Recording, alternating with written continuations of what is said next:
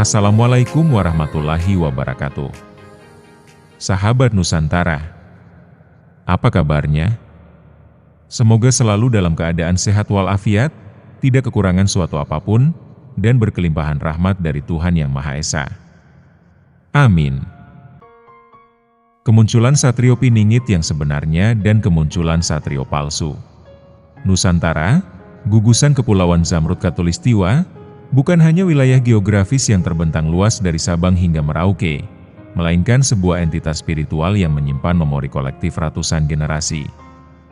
Namanya sendiri bergaung dengan gema sejarah purba yang tak terhingga, kaya akan jalinan budaya yang memukau dan diukir oleh peradaban-peradaban adiluhung, serta diselimuti aura spiritualitas yang mendalam, terangkai dalam kepercayaan animisme, dinamisme, hingga agama-agama besar. Dari puncak gunung berapi yang menjulang ke angkasa hingga dasar samudera yang menyimpan misteri, setiap jengkal tanahnya adalah panggung abadi bagi drama agung tentang keseimbangan kosmis dan perputaran takdir semesta. Sebuah filosofi hidup yang mengajarkan keharmonisan antara manusia, alam, dan Tuhan. Di antara narasi-narasi yang tak terhingga itu, salah satu ramalan yang paling meresap ke dalam sanubari rakyat dan dinanti dengan penuh harap adalah tentang kemunculan Satrio Piningit. Sosok pemimpin agung yang hanya berhati mulia dan bersih dari segala noda duniawi, namun juga berjiwa bijaksana, berjiwa pahlawan, dan dipenuhi dengan kasih sayang universal. Ia adalah utusan takdir yang menjanjikan akan membawa pencerahan bagi jiwa-jiwa yang gundah, keadilan bagi mereka yang tertindas, dan kedamaian yang mendalam bagi seluruh alam, mengembalikan Nusantara pada kejayaan dan kemakmuran hakikinya. Namun, jalan menuju masa keemasan yang dijanjikan itu tidaklah mulus, tidak tanpa ujian yang maha berat dan badai yang menguji iman. Sebelum fajar sejati dari kebenaran dapat menyingsing dan mentari pancaran-pancaran sinarnya ke seluruh penjuru dunia, dan terutama Nusantara, ditakdirkan untuk melintasi lembah kegelapan yang penuh gejolak. Ini adalah era di mana kekacauan merajalela, nilai-nilai luhur tergerus oleh materialisme dan egoisme, runtuhnya moralitas, dan keraguan yang menyesaki batin manusia. Kebenaran menjadi relatif, dan hati nurani akhirnya tersesat dalam labirin kebingungan. Di tengah carut-marut dan kegelapan ini, bayangan-bayangan palsu dari kebenaran akan bermunculan bagai fata morgana di gurun tandus, mengklaim diri sebagai pembawa harapan yang sesungguhnya. Mereka adalah ilusionis ulung, ahli retorika yang piawai memutarbalikkan fakta, mengenakan topeng kebajikan, dan melantunkan janji-janji manis yang membuai hati rakyat yang lelah dan putus asa. Inilah era gelap kemunculan Satrio palsu, sosok-sosok yang dikuasai oleh ambisi sesat, keserakahan yang tak berdasar, dan dahaga akan kekuasaan semu yang rapuh. Mereka adalah para pemegang citra yang dipol, ilusi yang melayang, orator-orator licik yang piawai menipu pandangan dan menguras kepercayaan publik dengan pesona semu dan janji-janji kosong. Kehadiran mereka bukan sekadar penyesat atau pengganggu, melainkan sebuah ujian maha penting yang dirancang untuk kemampuan dan tantangan persepsi tentang Satrio Piningit sejati. Hanya dengan melewati badai penipuan ini, dengan mata hati yang tajam, nalar yang jernih, dan jiwa yang murni, barulah sang Satrio Piningit yang asli dapat dikenal, disambut, dan bangkit membawa Nusantara menuju takdirnya yang agung sebagai mercusuar perdamaian dan keadilan di muka bumi. Kebingungan masyarakat akan kebenaran.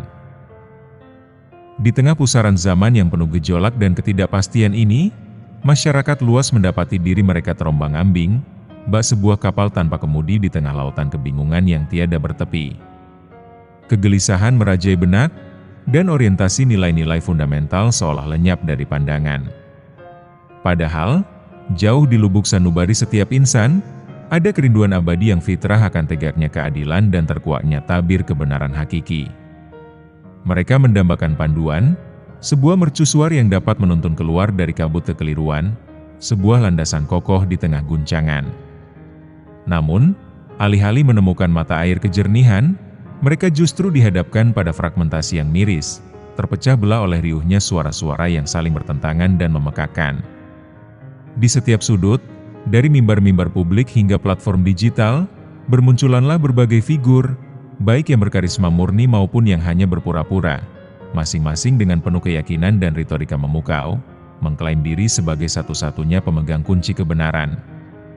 Mereka tampil ke muka, seakan-akan dianugerahi mandat ilahi atau dipilih langsung oleh takdir untuk menyelamatkan umat, memegang otoritas tunggal untuk menafsirkan realitas. Ironi yang menyayat hati adalah bahwa, kendati mengusung panji-panji kebaikan dan reformasi, alih-alih merajut benang persatuan demi kemaslahatan bersama, para figur ini justru terjebak dalam lingkaran setan perebutan kekuasaan dan pengaruh. Mereka tega saling menjatuhkan, membuka aib dan borok masa lalu, melancarkan kampanye fitnah, dan bahkan tak segan memanipulasi narasi sakral.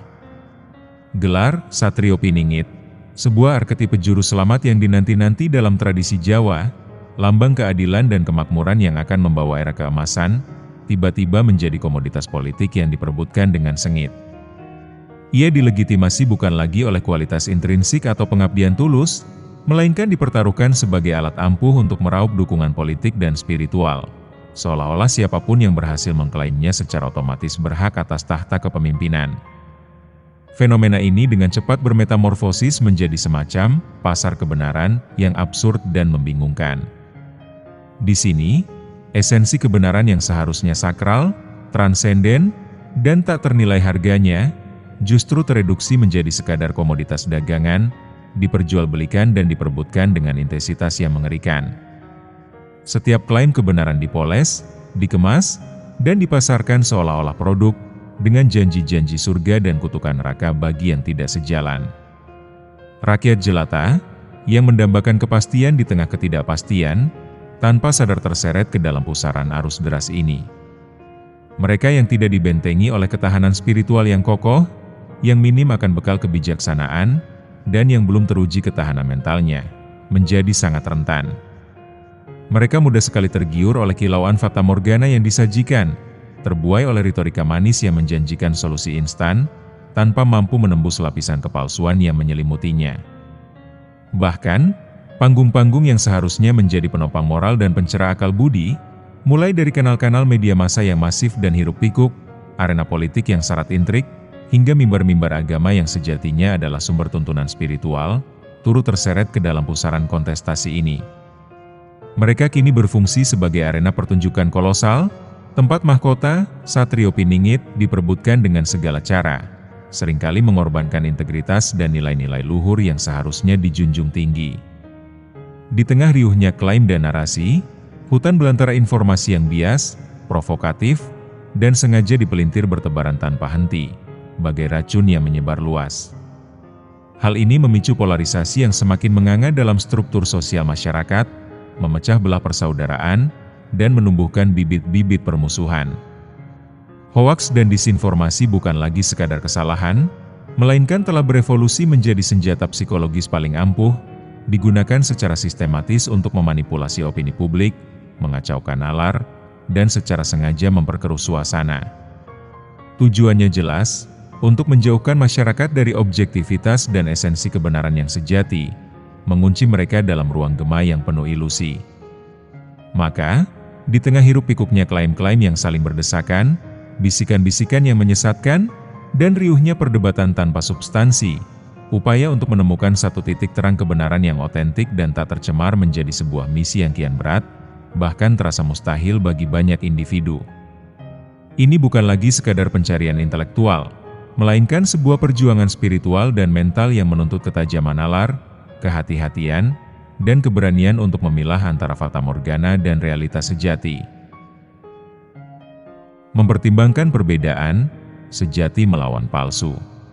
Untuk dapat menavigasi masa penuh ini, sangat penting bagi kita untuk memahami perbedaan mendasar antara Satrio Piningit sejati dan Satrio palsu. Perbandingan ini menunjukkan diskrepansi yang sangat mencolok dan mendasar, bukan hanya pada tindakan, tetapi juga pada motivasi dan esensi keberadaannya. Satrio Piningit sejati. Hati yang tulus dan motivasi murni. Mereka hadir dengan integritas moral yang tak tergoyahkan, didorong oleh kasih sayang yang mendalam terhadap sesama dan keinginan murni untuk melayani, bukan untuk melayani diri sendiri. Pengabdian mereka bersumber dari hati yang bersih, tanpa pamrih kekuasaan atau pujian. Visi perubahan positif dan berkelanjutan. Visi mereka jelas dan terarah pada kemajuan spiritual, moral, dan material masyarakat secara holistik. Perubahan yang mereka bawa bertujuan untuk memberdayakan individu, membangun keharmonisan, dan menciptakan sistem yang adil dan berkelanjutan untuk generasi mendatang. Mereka membangun landasan, bukan sekedar janji kosong. Kepemimpinan dengan teladan. Mereka tidak hanya berbicara tentang kebaikan, tetapi mewujudkannya dalam setiap tindakan. Kesederhanaan, kerendahan hati, kejujuran, dan ketabahan adalah ciri khas mereka. Mereka membimbing melalui teladan, menginspirasi orang lain untuk mengembangkan potensi terbaik dalam diri mereka. Fokus pada esensi, bukan simbol. Meskipun mungkin memiliki karisma, mereka tidak terfokus pada simbol-simbol kebesaran eksternal. Kekuatan mereka bersumber dari kedalaman spiritual dan kebijaksanaan internal, bukan dari jubah mewah atau gelar-gelar agung. Mempersatukan dan membebaskan. Tujuan utama mereka adalah menyatukan beragam elemen masyarakat, mengatasi perpecahan, dan membebaskan individu dari perbudakan ketidakadilan, ketidaktahuan, dan kemiskinan. Mereka adalah katalisator bagi kesadaran kolektif. Satrio palsu. Ambisi terselubung dan ketamakan. Mereka datang dengan ambisi pribadi yang besar untuk kekuasaan, ketenaran, dan kekayaan. Klaim-klaim mereka tentang keadilan seringkali hanyalah topeng untuk meraih keuntungan pribadi atau kelompok. Perubahan yang tidak diinginkan dan destruktif. Perubahan yang mereka tawarkan mungkin tampak menarik di permukaan, tetapi pada akhirnya membawa dampak negatif bagi keutuhan sosial, moral, atau bahkan ekonomi. Mereka akhirnya menciptakan konflik, dan kekacauan demi mencapai tujuan mereka. Pencitraan dan retorika kosong. Mereka mahir dalam manipulasi citra dan penggunaan retorika yang manis namun kosong. Janji-janji mereka seringkali tidak selaras dengan tindakan nyata, dan mereka cenderung bersembunyi di balik kata-kata indah tanpa substansi. Terpaku pada simbol dan gelar. Sangat bergantung pada atribut eksternal seperti gelar, jabatan, kekayaan, atau penampilan yang mencolok untuk menegaskan legitimasi mereka. Kekuatannya bersifat buatan dan rapuh, mudah runtuh ketika diuji. Memecah belah dan menguasai. Alih-alih mempersatukan, mereka justru menciptakan polarisasi dan konflik di masyarakat. Mereka menggunakan strategi, pecah belah dan kuasai untuk memperkuat posisi mereka, seringkali dengan mengorbankan kohesi sosial. Pentingnya berpikir kritis dan aksi kolektif dalam menghadapi masa sulit. Dalam lanskap sosial dan politik saat ini, yang ditandai oleh masuknya informasi yang sangat banyak, polarisasi narasi, dan ketidakpastian global yang kompleks, berpikir kritis tidak lagi sekadar keterampilan kognitif pelengkap, tetapi merupakan kebutuhan mendasar bagi setiap individu dan kolektif. Urgensi ini menjadi lebih jelas ketika kita mempertimbangkan derasnya misinformasi, propaganda berbahaya, dan narasi hegemonik yang berupaya membentuk opini publik untuk agenda tertentu. Oleh karena itu, sangat penting bagi setiap warga negara untuk tidak hanya mengembangkan tetapi juga secara konsisten menerapkan penalaran kritis dengan tekun dan bertanggung jawab dalam semua aspek kehidupan. Kita tidak boleh mudah terpengaruh atau terpengaruh oleh opini yang tidak memiliki dasar fakta yang kuat, atau oleh narasi yang sengaja hanya menyajikan sudut pandang yang sempit, mengabaikan kompleksitas dan nuansa realitas. Setiap informasi yang diterima, baik dari media tradisional maupun platform digital, harus diteliti dengan metodologi yang jelas dan skeptisisme yang sehat. Proses analisis ini melibatkan referensi silang informasi melalui berbagai sumber yang diakui dan kredibel dengan rekam jejak integritas. Lebih jauh, informasi yang dikumpulkan harus dievaluasi menggunakan penilaian yang baik dan, yang sama pentingnya, dengan hati nurani yang peka terhadap nilai-nilai kebenaran dan kemanusiaan. Ini merupakan garis pertahanan pertama kita terhadap manipulasi. Membangun ketahanan mental dan spiritual merupakan kunci penting untuk mengarungi turbulensi informasi ini. Ketahanan ini bertindak sebagai jangkar, memastikan individu tidak mudah terombang-ambing atau terhanyut oleh kompleksitas yang luar biasa, komunikasi yang berlebihan, dan berbagai bentuk manipulasi psikologis. Ketahanan ini memungkinkan individu untuk tetap teguh pada prinsip mereka, membuat keputusan yang beralasan, dan mengurangi dampak negatif dari tekanan sosial atau emosional yang berasal dari informasi di sekitar mereka. Dalam konteks ini, peran media massa dan tokoh masyarakat menjadi sangat penting dan tak tergantikan sebagai pilar dalam membantu masyarakat menavigasi kompleksitas, memahami isu-isu yang sebenarnya, dan membedakan antara kebenaran dan kepalsuan. Media, sebagai penjaga pilar-pilar demokrasi, memiliki tanggung jawab moral yang berat untuk menyajikan informasi secara objektif, berimbang, dan mendalam. Ini berarti mereka harus secara konsisten menjauhkan diri dari sensasionalisme murahan atau partisanisme politik yang hanya akan menggerogoti kepercayaan publik.